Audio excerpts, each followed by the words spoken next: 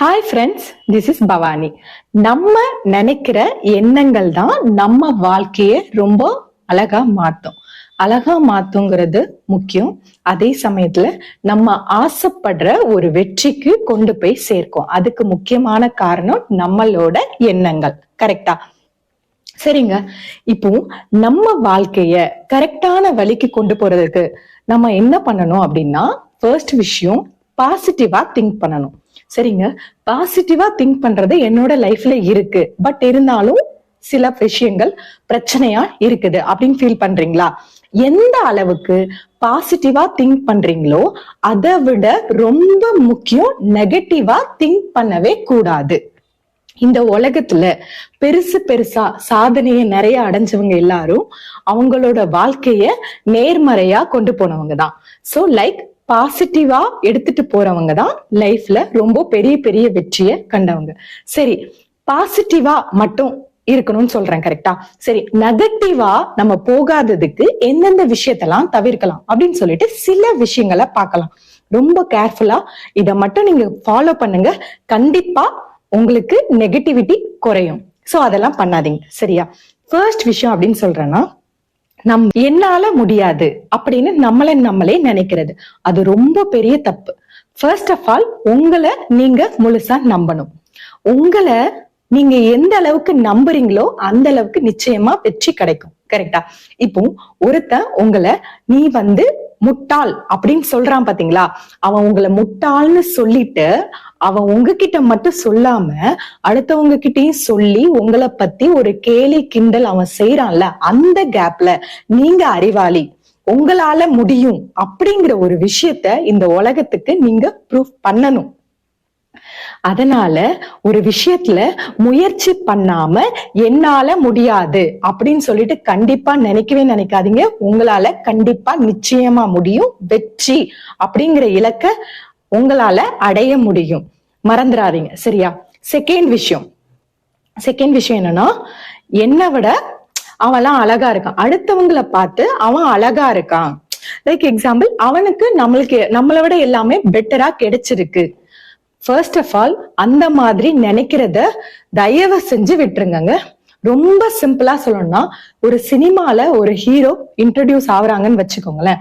இனிஷியலா அவங்க ரொம்ப அழகா நம்ம கண்ணுக்கு தெரியவே மாட்டாங்க. யாரா இருந்தாலும் ஸ்டார்டிங்ல ரொம்ப அழகா எல்லாரும் தெரிய மாட்டாங்க. அவங்களோட திறமை, அவங்களோட கேரக்டர், அழகு அப்படிங்கிறது நம்ம செய்யற செயல்ல மட்டும்தான் இருக்கே தவிர, சோ ஒயிட்டா இருக்கிறது, அதாவது பாக்குற கண்ணுக்கு அழகா இருக்கிறது மட்டும் அழகு அப்படிங்கிறது கிடையவே கிடையாது. சோ எப்பவுமே உங்ககிட்ட என்ன இருக்கு, உங்களோட திறமை என்ன, அதை நம்ம எப்படி வெளியே கொண்டு வரலாம்? கண்டிப்பா உங்களுக்குள்ள நிறைய திறமையே இருக்கு, அது உங்களுக்கு தெரியும்.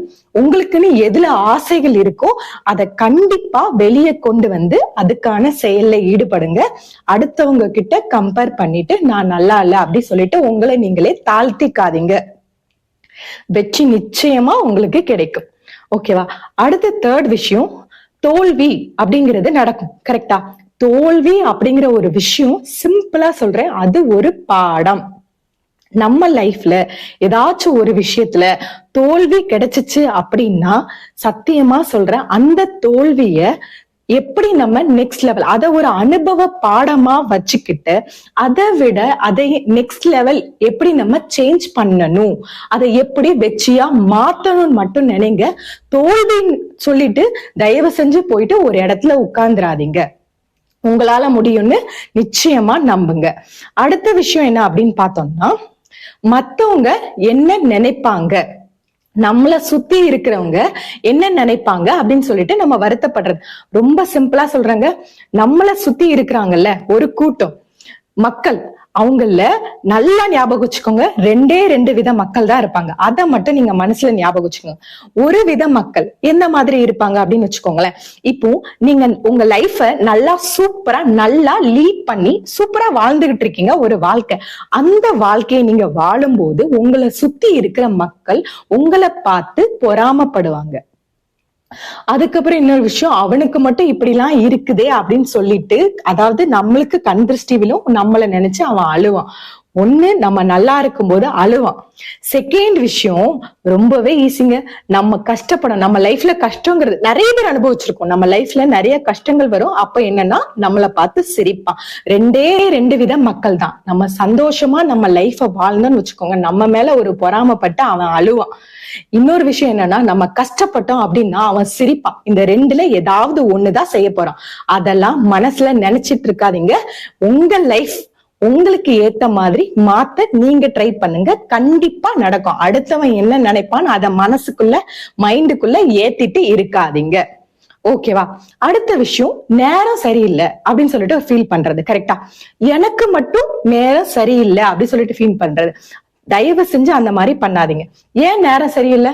உங்களுக்கு இப்போ என்ன விஷயம் பண்ணணுமோ அந்த விஷயத்த உங்களோட முழு மனசுலயும் கொண்டு வந்து, கண்டிப்பா என்னால அதை முயற்சி பண்ணி வெற்றி பெற முடியும் அப்படின்னு சொல்லிட்டு இன்னைக்கே அந்த வேலையை நீங்க ஸ்டார்ட் பண்ணுங்க.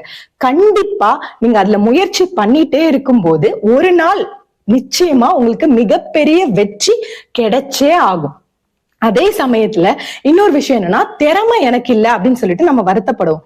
லைக் எக்ஸாம்பிள், இப்போ நம்மளை விட ஒருத்தங்க ரொம்ப சூப்பரா நாலேஜபிளா பேசுறாங்க அப்படின்னு ஃபீல் பண்ணா கூட அவங்களுக்கு அந்த நாலேஜ் இருக்கு, அவங்க பேசுறாங்க, அவங்க இந்த மாதிரி நடந்துக்கிறாங்க அப்படின்னு சொல்லிட்டு நீங்க நினைக்கிறீங்க பாத்தீங்களா?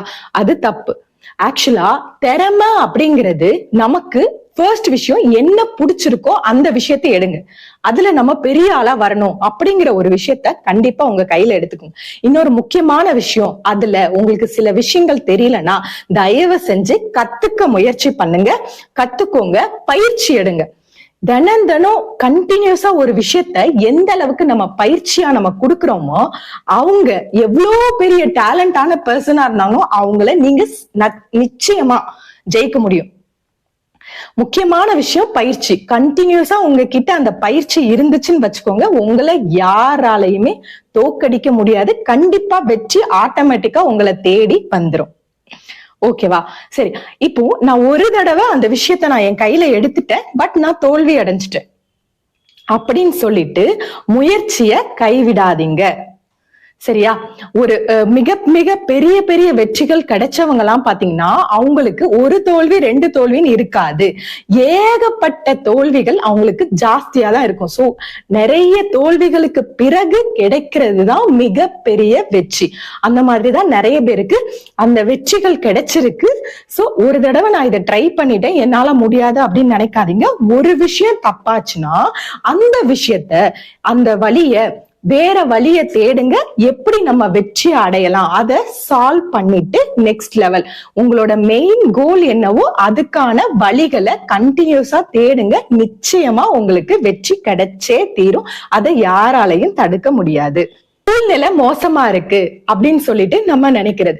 சூழ்நிலை மோசமா இருக்கு அப்படின்னா, இப்போ சிலர் சொல்லுவாங்கல்ல, என்னோட சிச்சுவேஷன் சரியில்லை, எனக்கு கடவுள் இவ்வளவுதான் கொடுத்திருக்காரு, சோ என்னால எதுவுமே பண்ண முடியாது அப்படின்னு. அந்த மாதிரி நினைக்காதீங்க. ஒரு சிச்சுவேஷன்ல, அதாவது சில வாய்ப்புகள் எனக்கு கிடைக்கல அப்படின்னு நம்ம வருத்தப்படுவோம். கரெக்டா? வாய்ப்புகள் கிடைக்கலன்னு சொல்லிட்டு தயவு செஞ்சு வருத்தப்படாதீங்க. உங்களால அந்த வாய்ப்பை உருவாக்க முடியும் அப்படின்னு உங்க மேல நம்பிக்கை வைங்க. அந்த வாய்ப்புக்காக கண்டிப்பா போராடுங்க. நிச்சயமா அந்த வாய்ப்பை உருவாக்க முடியும். திறமையை வளர்த்துக்கிட்டா வாய்ப்பு நம்ம பின்னாடி ஆட்டோமேட்டிக்கா வருங்க. அதுதான் சிம்பிள். சோ அந்த மாதிரி நினைச்சு வருத்தப்படாதீங்க. சரி, பணம் காசு இதெல்லாம் இருந்தா மட்டும்தான் வாழ்க்கையில ஜெயிக்க முடியும் அப்படின்னு நினைக்கவே நினைக்காதீங்க. இன்னைக்கு பெரிய பெரிய சாதனையை செஞ்சவங்க எல்லாருமே, அதாவது ரொம்ப கீழே, இன்னைக்கு பெரிய பெரிய மிக பெரிய பெரிய இடத்த அடைஞ்சவங்க எல்லாம் இருப்பாங்க. சோ என்கிட்ட பணம் இல்லை, உங்ககிட்ட தன்னம்பிக்கை இருக்கணும். சோ ஒரு விஷயத்த நம்ம அடைஞ்சே தீரணும் அப்படிங்கிற ஒரு வெறி இருக்கணும். நிச்சயமா உங்களால ஜெயிக்க முடியும். ஏன்னா அந்த வெறி இருந்துச்சுனாலும் சரி, உங்க தேடலுக்கான பசி இருந்துச்சுன்னா நீங்க அந்த வழியை தேடுவீங்க. கண்டிப்பா நிச்சயமா நீங்க வெற்றி பெறுவீங்க. அதுல எந்த மாற்றமும் இல்லை. கனவை என்னால நிறைவேற்ற முடியாது அப்படின்னு சொல்லிட்டு டோட்டலா நம்ம கனவுக்காக எதுவுமே பண்ண மாட்டோம். பட் நமக்கு அந்த கனவு வேணும் அப்படின்னு சொல்லிட்டு நினைப்போம். சோ அந்த மாதிரி நினைக்கவே நினைக்காதீங்க.